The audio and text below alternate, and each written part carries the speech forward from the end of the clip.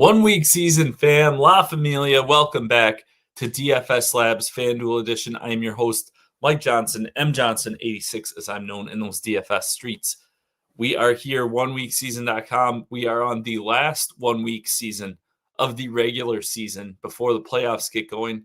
And as always, week 18 is a fun one, a crazy one. Some people try to avoid it and are not big fans of the uncertainty and so many changing dynamics going on. But I personally love it. I have had some of my most successful weeks over the years in this last week, as there is, when along with that uncertainty comes opportunity and chances to separate ourselves much easier, honestly, I think, than in a lot of weeks. So really excited to get into that in all our content this week as we close out the regular season. Of course, we'll be continuing with all of our content at oneweekseason.com through the end of the regular season, through the end of the Super Bowl. Not sure if we will continue DFS Labs. We might do one for Wild Card Weekend, and then I'm not sure beyond that. But very excited to be back with you guys after a couple weeks. Hopefully everybody had a nice holiday and successful week 17. But with that, I'll bring in my co-host Maximus. How are we doing today? Belated Merry Christmas and pre-Happy New Year's to you, sir. To you and yours. Very good. And yeah, man, I'm looking forward. We're kind of doing a role reversal from the rest of our colleagues. I think most of the other shows ended last week, and we did a little inadvertent psych out, and we're going to give it to you guys the hard way this week by trying to balance what certainty that we expect along with the unpredictable. So I look forward to getting into it with you. Yeah, for sure. So as always, or as has become regular on here, we have the FanDuel bottom-up build that we do weekly, searching for value with a lower salary cap. You can find the link in the description on YouTube to this week's contest. Just want to share last week's results. The Week 17 winner, first place was user RK Shakti, 154.82 points. He had a Tyler Shuck double stack with Chris Olave and Juwan Johnson. Then he had four players from that Giants-Raiders game, really attacked all the value available there with the Giants and Wan'Dale Robinson, as well as Trey Tucker and Michael Mayer. And then finished it out with Ramondre Stevenson and Travis Etienne Jr., who had Ramondre really a kind of dominant game. And just one of the things, like I was very high on him, had a ton of him last week. He was very low owned, like 2% owned, which I was pretty surprised by. But with this whole concept of the bottom up build, one of the things that it shows you is, so like Ramondre was 20% owned in this type of contest where you're searching for value and upside with that value. So just, that's where somebody that sticks out to you when you're compressed with what you have available in salary, it can, it kind of shows you under the hood where there might be extra value when you're building across, even with the full salary, and someone who can kind of open things up. Because I think that's kind of the case is people could find the extra salary and were able to get away from him, but passed up, the upside he had in that spot against the Jets. So congrats to RK Shakti for first place, and everybody else for competing. We dropped below 50 last week, 50 people in the contest, hoping to get back above that for week 18 as we are away from the holiday week now. But it's week 18. I know some people kind of pump the brakes, but I will be going pedal down for week 18. So excited to get into it. Do you have anything you wanted to add from week 17, or you want to? I guess the only thing I would add is a very different week. We were coming off the smallest main slate of the year. It was only 9 games last week. And there were a couple like playoff situations or whatever that had to be considered or thought about heading into last week. But this week, there's a lot of dynamics. JM's already been talking about him in his journal on the site and on Discord. But yeah, week 18, very different animal.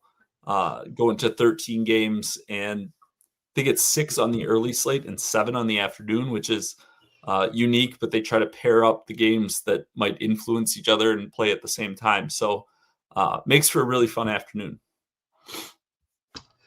Yeah, this screams more of an MME, I think, for me this week. I mean, it's kind of hard to consolidate with so many games, and especially that interesting split of early and late to 1 or 3 or 5 teams, although not that it can't be done, but it's, for me, I think I'm taking more of a fun route with it, because I do think there are some spots of certainty that we can kind of start with and then kind of find our center of gravity as the week goes along, as news continues to unfold, and try to, see if we can find those other spots that maybe on the face of it are unpredictable, but they're still in good spots to where it's viable to play them along with what we perceive the certainty to maybe be by the end of the week. So yeah, definitely very interesting. I look forward to start building with you. Good stuff. All right. Well, let's get right into it then. Give the people what they want. Why don't you hit me with it? Where do you want to start this lineup? One more word about last week, though. We were talking about the percentages and kind of balancing that out. My best team in the 5-entry max, it was doing great, other than, and of course, thankfully, he did come through at the end with something. But I had Mike Evans on my best team, and he was 6% owned in my tournament, and one of my main tournaments I was playing. I'm like, oh my God, this is such a great spot. He seems to be going overlooked here. He's definitely capable of putting up a ceiling performance in a game that they were looking to win. But it just, it was one of those where you're like, oh, I actually got somebody who I expected to be higher owned for whatever reason at a lower ownership. I don't even think it was necessarily the matchup, but, he just didn't, they didn't target him enough, and he did get the touchdown at the end. But it was one of those spots where you're already in a good position, and then you have the low-owned guy who probably should be owned more than what he was.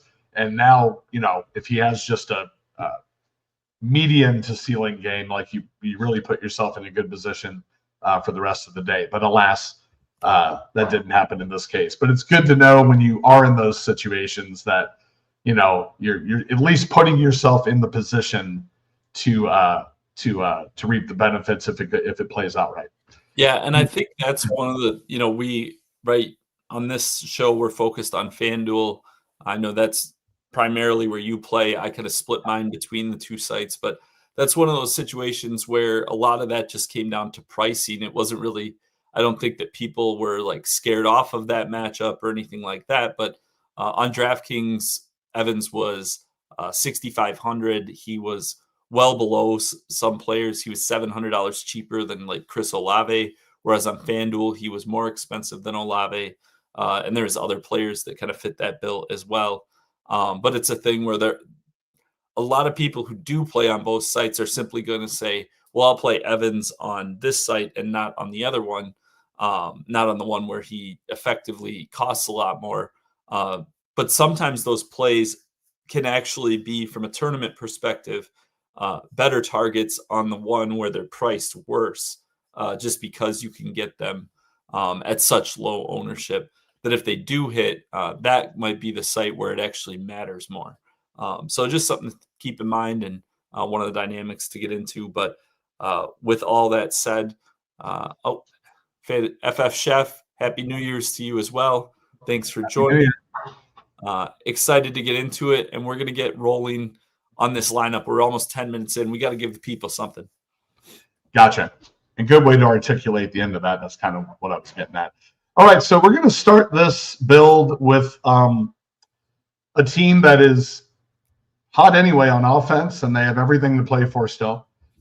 In the early window, let's go ahead and plug in Trevor Lawrence at 8,200 for the Jacksonville Jaguars.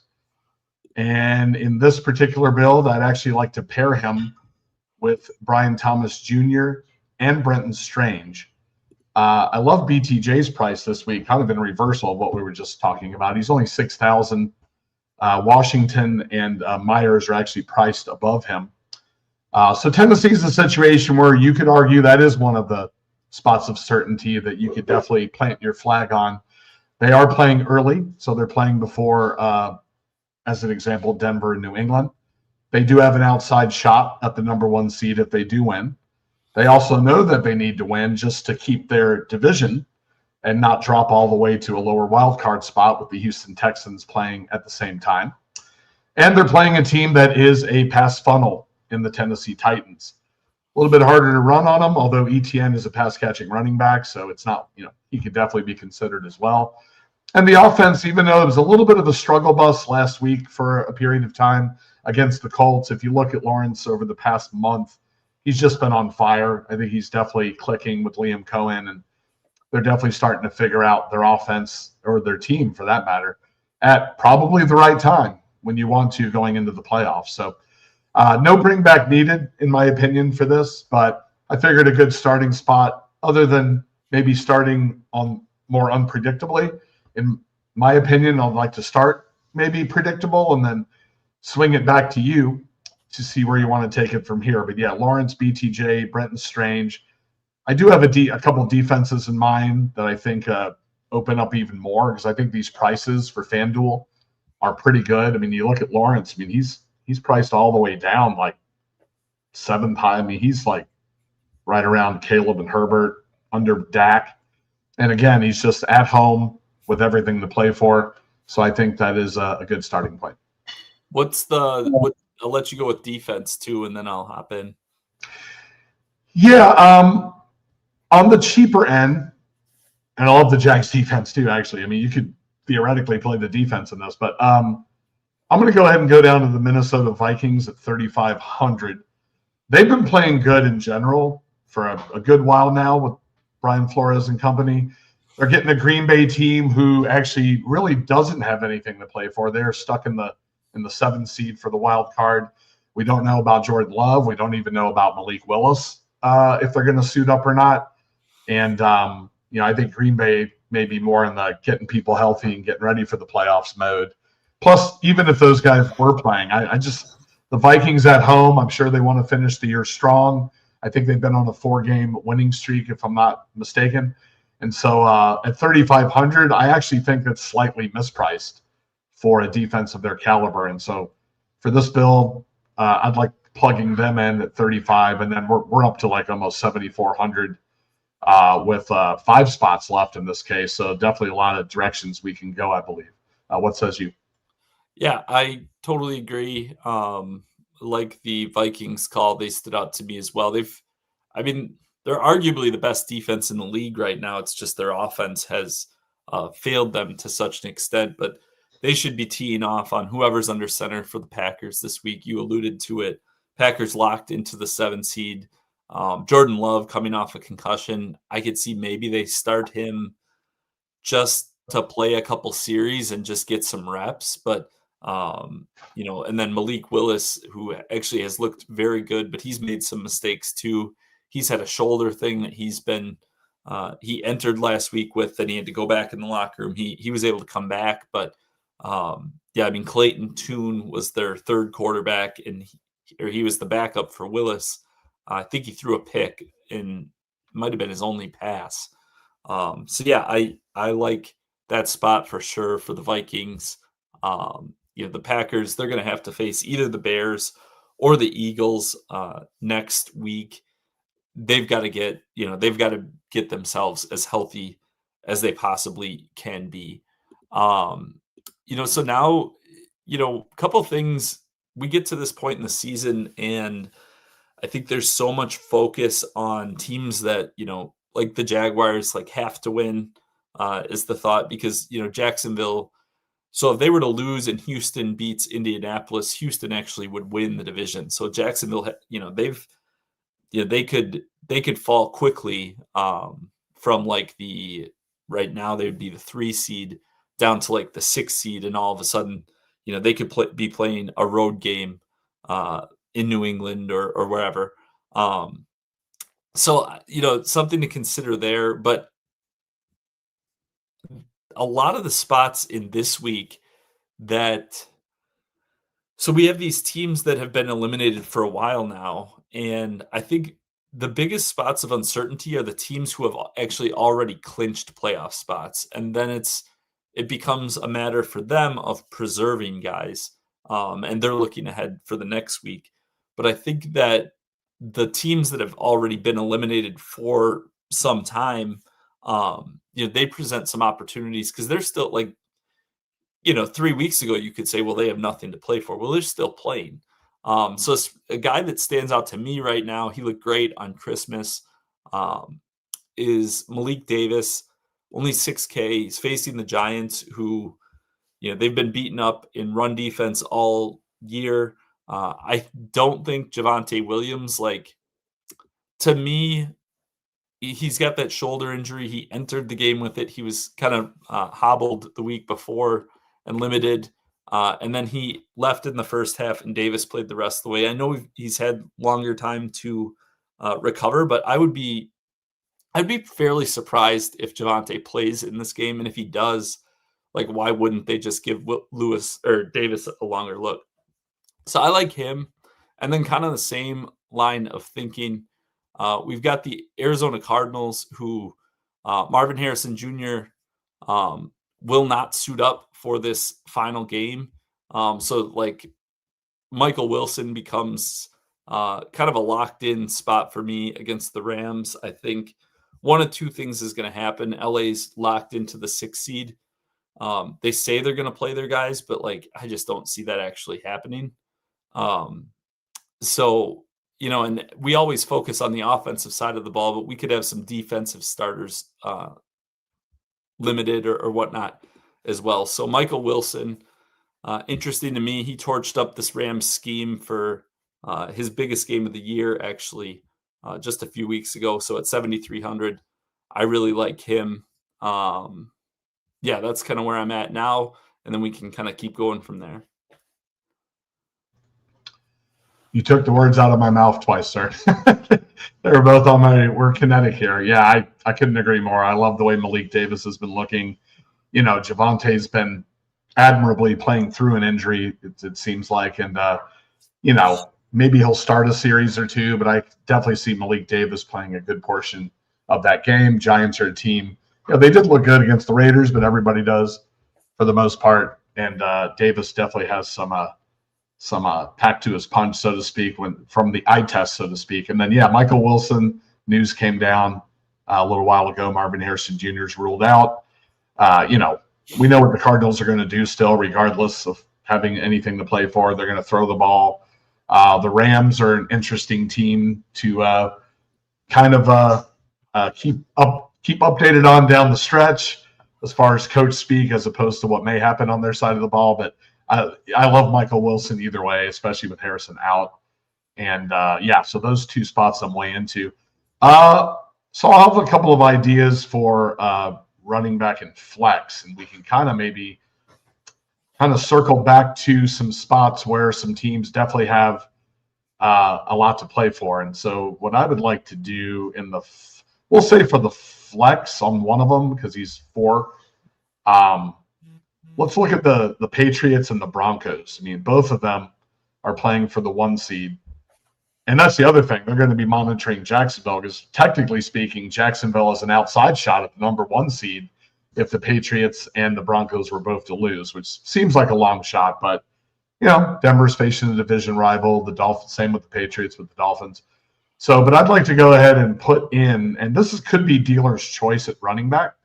I think either Travion Henderson or Ramondre Stevenson would be viable here at home. Patriots know what they need to do to kind of seal the deal for either the number 1 seed if Denver was to fail, or to kind of be on that upper echelon going into the playoffs. Obviously, Drake May, you can make a case to build the whole other team around the potential MVP candidate at this point. But I would say Henderson or Stevenson. And then in the flex spot, and we've talked about this guy quite a bit throughout the second half of the season, but I like RJ Harvey here at $7,200. They're at home. They're facing a Chargers team that's we do have confirmation is not going to start Justin Herbert. And obviously Denver has to win to maintain the number 1 seed. So I like what Harvey can provide rushing and catching. at 7,200 in the flex. And then my thought was maybe put one of those Patriots in the running back 2 spot and then see what we have left to maybe to finish the build, unless you'd like to take it a different way. Yeah, I think that's fine. I do. So this is where, like, kind of getting in the weeds and kind of part of what I really enjoy about week 18 and why I've had a lot of success at the end is because, um, it's easy to think about, like, teams, do they need to win? Do they need to, but like they're needing to win all year. And from the standpoint of, so like Jacksonville plays in the noon window, um, they're not really going to, they're not going to significantly alter whatever happens with the Jacksonville game isn't going to alter New England or Denver's approach really at all, because they're going to be done. Them and Houston will be done. And it's more just like New England and Denver, like they're playing those games to win. The Broncos, the way this plays out is the Chargers resting guys, Broncos at home, basically playing against backups. They should take care of business fairly quickly and easily. So the New England thing, when that, a lot of these situations change mid-game. And so from a New England perspective, as Denver, if that outcome is very, very clear, New England's approach or level of concern might change a little bit. So from that standpoint, if Jacksonville were to get upset in the early window, and whether Houston wins or not, that would essentially lock New England into the 2 seed. So then if Denver's winning, New England becomes a little bit more of a fragile play. So just something you'll want to be aware of as you're playing on Sunday is, if that Jacksonville game goes sideways early, New England doesn't really have that much to play for. And I mean, you could even argue that the 2 or 3 seed doesn't mean that much regardless, in terms of who their initial matchup is. They probably do care because they'd like the second round game to be at home. If you're the 2 seed, you play the 3 seed. But, no matter who they play, whether either any of these teams are the 2 or the 3 seed, they're going to get the Chargers or Buffalo or Houston as that matchup. So there's just a lot of levels to it. And that's where, as the weekend draws closer, as we get more information, there's a lot more fun stuff to dig into. I'm going to go ahead and add CeeDee Lamb to this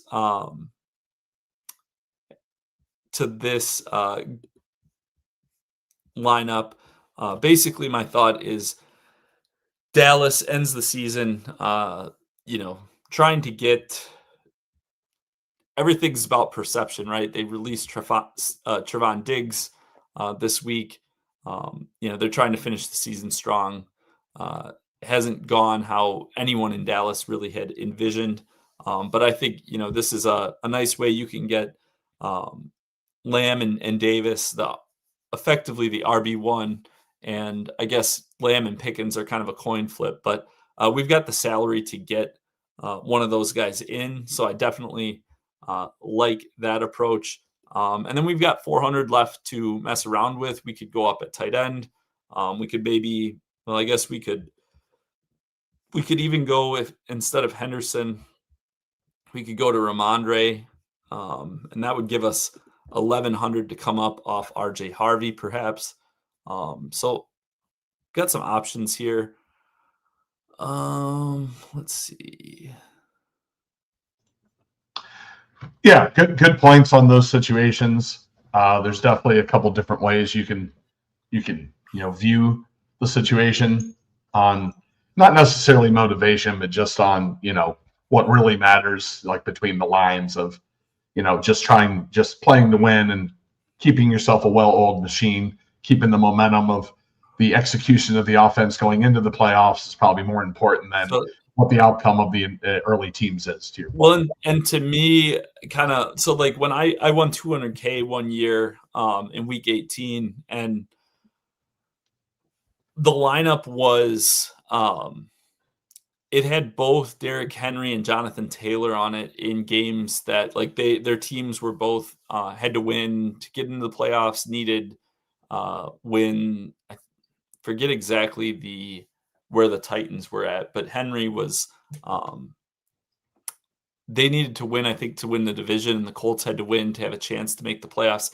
Anyways, what I'm going at is they were in spots where workload be damned. Like they're going to give the ball to these guys 35, 40 times if they have to. The issue I have, or the worry I have with guys like the New England backfield, the Denver backfield on a week like this, is they can be playing to win, but also be managing workloads for running backs. So that's where specifically at running back, I'm looking for guys who there are the fewest paths to those workloads being kind of sabotaged, because guys could enter the game and get 9, 10, 12 touches in the first half and then only get 2 or 3 in the second half, just based on how things are going, or because of that might have been the plan coming in because they've got a playoff game the next week.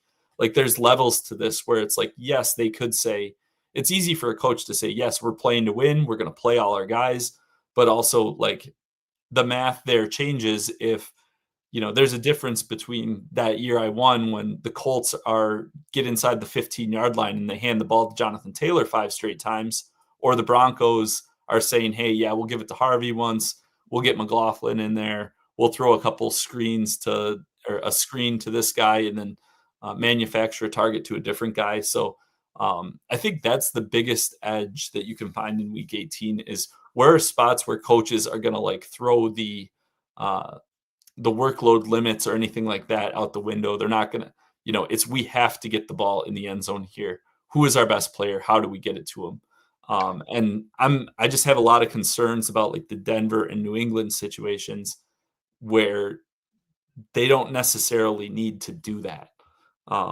So yeah, on a 13-game slate, I think any of those spots there, I have workload concerns on those situations any week. And now there's just like an extra variable there that throws it off for me. Gotcha. Let me pose a question and a situation to you then. And we could actually get to this if we took Lamb out of this build.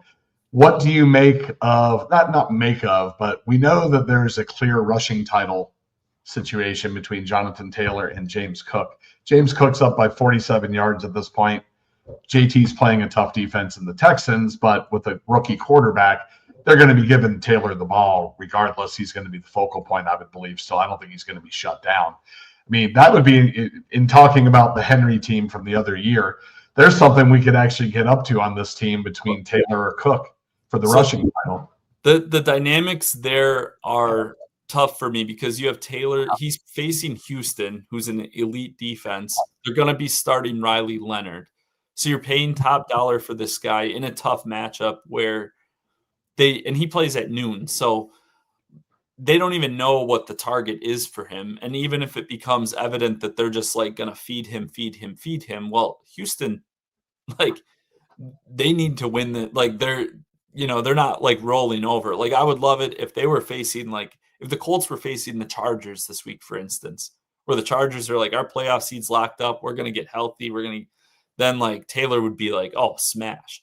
But you put him against Houston, and it's like, okay, what does he do? So he's going to play first. Cook plays in the afternoon window. So let's say even Taylor goes for 120 yards and scores a touchdown. Now you've got Cook, who he's up, 47 yards or something right now? Yep. So like maybe they're playing the Jets. So like it's a great matchup. But like saw what New England did to him last week, and they know they're playing a road game next week. Josh Allen is hobbled. 2 weeks in a row, he's left with issues with his foot. So like Cook, like he's a guy they can't afford to like have less than 100% going into the playoffs. Frankly, he's a guy where it's like you could probably just let Ty Johnson and Ray Davis do the work this week and get through it. So like I think that record situations like that, I think I could see the Colts just saying, we're going to give Taylor the ball 30, 35 times, try to get him the rushing title. I don't think the Bills have the luxury of worrying about that. Now, if he gets to a spot and they're like ready to pull the starters at halftime or in the second quarter, third quarter, and he's 17 yards behind Taylor, do they probably give him 3 or 4 more carries to get it? Yeah. But I don't think it's necessarily a thing where it's like he's going to get 30 carries. And I mean, he's probably going to end up with like 12 carries for 88 yards and score a touchdown, maybe 2. That would be my guess. And then they'll just be up like 21-3, and that'll be the end of it.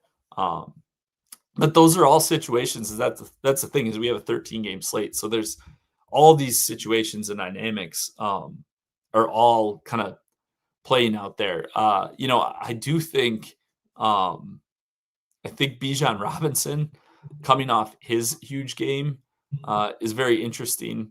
Obviously, he's priced way up, but they're a team that they could actually. So if the Bucs win on Saturday, then the Falcons can win the division for the Panthers by beating the Saints. So if the Falcons win, if the Bucs win and the Falcons win this weekend, all 3 teams are 8-9, and the Panthers would win the division by virtue of a 3-way tiebreaker. If the Falcons lose and the Bucs win, then the Bucs and Panthers would just be tied, and the Bucs win that tiebreaker. So basically, if the Bucs win, they've got to be rooting hard for New Orleans, and the Panthers will be rooting hard for the Falcons. But all that aside, Bijan Robinson, he could get to like 2,500 scrimmage yards. Obviously, he looked awesome. I don't think the Saints defense is anything to be scared of. I mean, you saw what he did to that very good Rams defense. And the Saints defense has looked pretty good recently, but you look at who they've played. The Titans last week, Brady Cook and the Jets the week before. The Panthers and the Bucs, who have each had their offensive struggles. They played Tua and the Dolphins. So I mean, they've not been doing great. So I could see Bijan kind of being a real focal point. Obviously, he was, nobody I don't think is playing better right now. So I think throwing him in there would be a good spot to get to. And then maybe that leaves us with $7K for the 2 spots. Well, that's a good segue because Bijan's another one in practice builds I've been doing. Definitely, I'm all about Bijan this week. And this is a way to access a game where there's nothing on the line as far as any kind of playoff scenarios, but you just plug in players who are just playing good. I mean, they're just playing their best football now. I would say maybe skinny stack him with Chris Olave, who's also been on fire recently. And then you have yourself a little kind of mini correlation for a game that, could just shoot out. Could just be a good game to both these teams want to end the season, on the right note going into next year. I think the Saints have also won four games in a row coming into this week. So, and then we'd still have enough money left to kind of play around and probably have a viable flex. So that's one way to take it. That leaves us with 5,700. We can just go ahead and throw Tank Bigsby right in there. The Eagles not playing their starters this week, so becomes pretty easy to get. Him and Davis will be assuming Saquon and Javonte do not play. Like, it's not like these running backs are going to be under the radar type guys. But I do like this spot. They're playing Washington. Bigsby he's looked pretty good in his opportunities. His yards per carry on the season, I believe. Let me see. I believe it's over 5 yards per carry on the season.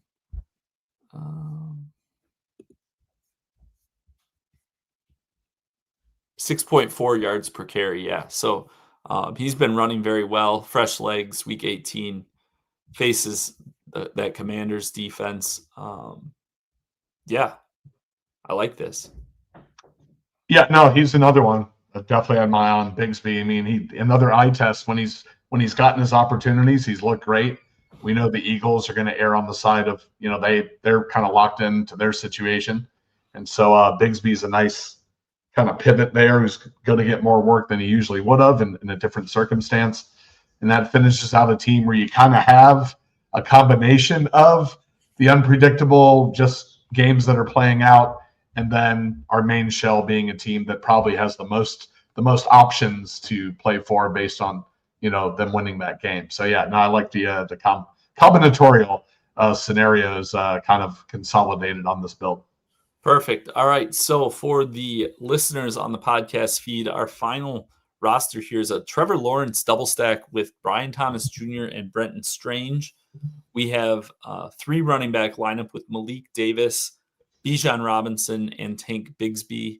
And then our final 2 receivers are Michael Wilson, who has been dominant without Marvin Harrison Jr. on the field this year, potentially playing against backups for the Rams. Chris Olave correlated with Bijan in a potential shootout in the Georgia Dome.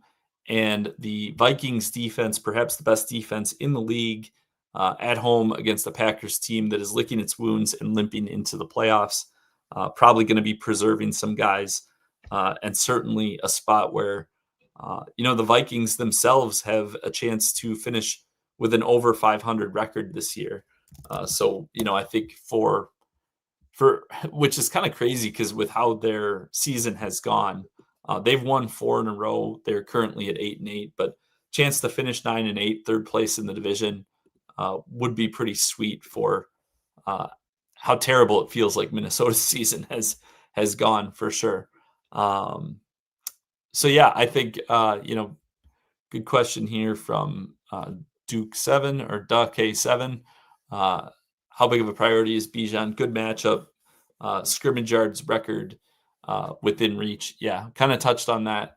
It's one of those spots where all it takes is if they're going to use him a decent amount, and if he breaks one long one in the first half and it's within range, it's for sure could be a spot where that coaching staff, as they're trying to make their claim to relevance and state their case for keeping their job for another year.